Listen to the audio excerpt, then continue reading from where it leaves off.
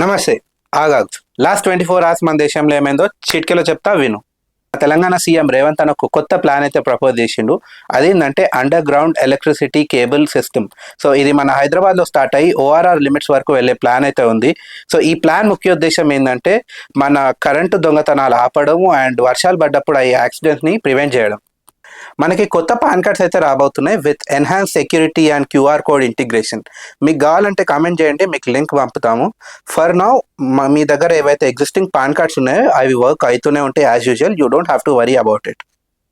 మన Ballala Deva Rana Daggubati, actor Venkatesh, Suresh Babu and Abhiram దగ్గుబాటిపై నందకుమార్ అనే ఒక బిజినెస్ మ్యాన్ కేసు బుక్ చేసినారు for demolishing his hotel Deccan kitchen in Film Nagar and is also claiming 20 crores loss because of this. India's pride Neeraj చోప్రాకి best male javelin thrower of 2024 award అయితే వచ్చింది. Congratulations Neeraj.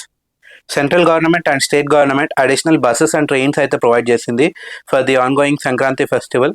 కానీ even after all this రోడ్ల పైన అయితే heavy traffic ఉండే, especially in KPHB and Hyderabad Vijayawada stretch చాలా heavy traffic ఉండే లాస్ట్ 2 days నుంచి. బట్ ఫ్రమ్ టుడే రోడ్లు మొత్తం ఎంటీ అయిపోయినాయి.